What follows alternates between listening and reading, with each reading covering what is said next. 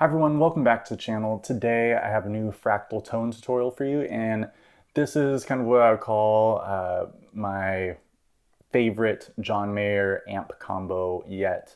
I've done quite a few of them in the past, and so far I think this is the one that I like the best. It's kind of the most full, the most 3D, and also cleaner than kind of what I've been doing in the past. I feel like I tend to hide behind a little bit of gain, but the cleans are really clean on this one, and the dirt sounds are a little bit more punchy and pronounced. So I want to show you how I dialed it in based on the intro clip where I was using kind of a clean sound and then a lead sound kind of over the John Mayer changing outro chords.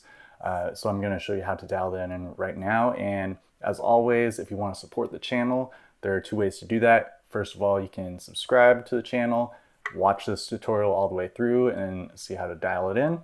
And if not, you can email me in the email in the description box below, and I will tell you how to purchase this preset, and it helps support the channel.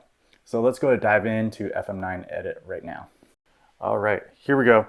I'll try to make this quick. Sorry for any humming that is coming through the mic. That is my computer, and it's really old and needs to be replaced. But here's the signal chain. We're going to start with the amps because this is kind of the main part. Utilizing amp block 1 as kind of the one that stays constant the whole time. I do have it change from channel A to D, but if you've watched my channel before, you know that I've utilized amp block 2 as kind of the one that could change for different eras of John Mayer's tone. As you can see, there's like the band commander, there's the SV bass, so the steel string singer one. We have the ODS clean in here, but let's go to amp block 1 first. So on channel D, here's what we got. This is only for scenes 1 through 3. Mainly I'm boosting some mids just a little bit and engaging the fat switch. But this is kind of it. Don't have anything special going on in the dynamics tab. You could bump up the input dynamics, and I'll show you how to do that in just a little bit because it could add a little bit of extra punch to your tone. But basically this is amp block 1. Amp block 2 is a little bit more in depth, so let's go to the ideal tab. This is my steel string singer workaround. And here are the settings for that. Nothing in the preamp. Actually, yes. We have don't forget the Skyline tone stack, and set it mid location. Just make sure you cross-reference all these parameters. I think maybe there might have been a little bit of, actually probably nothing in here.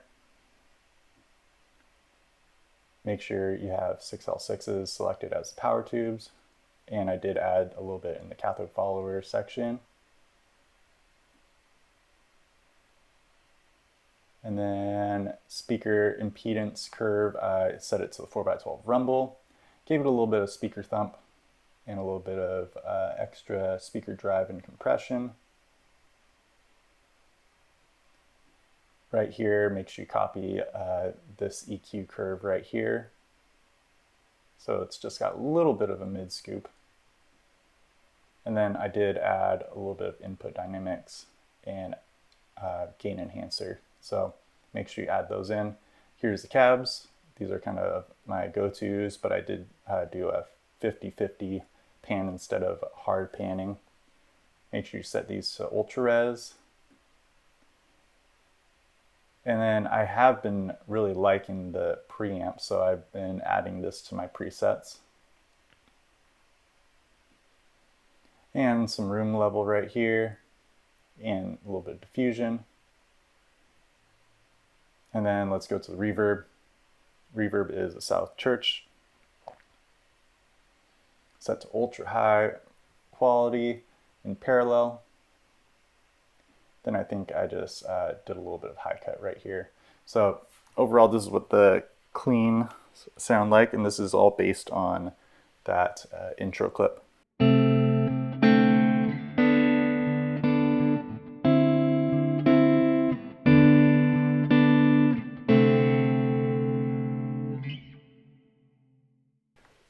But then you could use this for something like Belief.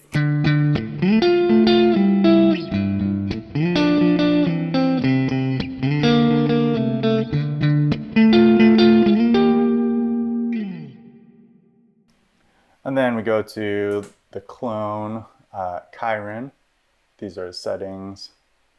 I think maybe I did a little bit, no, left it basically as is. So here's what that sounds like.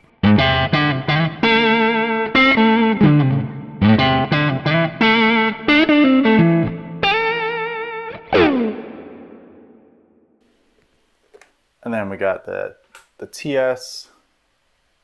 Let's go to that one. Here are my settings for that. And I do like to change the diode clipping and give it a little bit of a bias bump and then back off the bass response, but you can mess with that a little bit.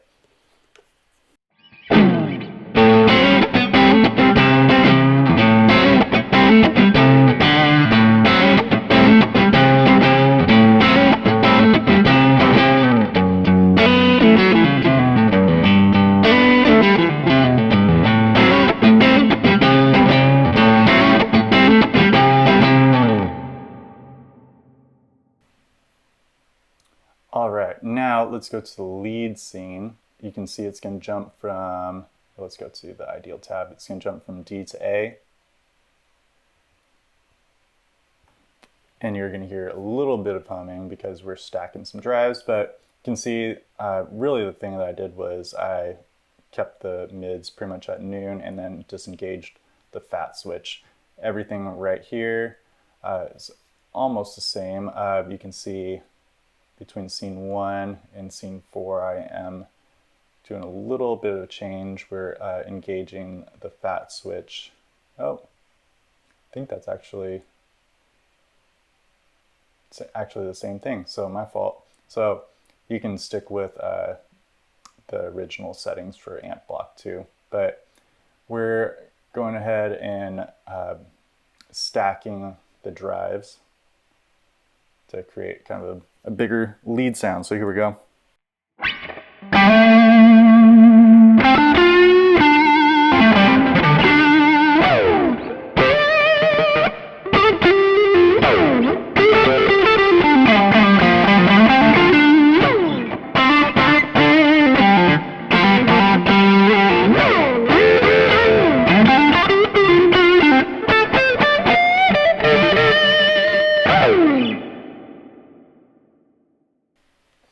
So I just think that this amp combo is pretty great because it kind of cleans things up a little bit. I've noticed that even my clean scenes were getting a little bit dirty. So like going back to the clean scene, I'm just going to play some cowboy chords.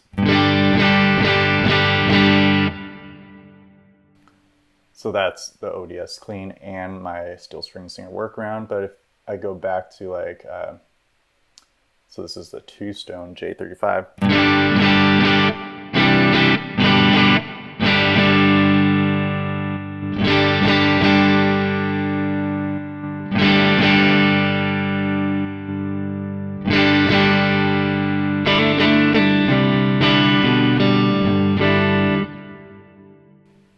I don't know, overall, I think there's just a little bit more clarity. There's not as much grit to it.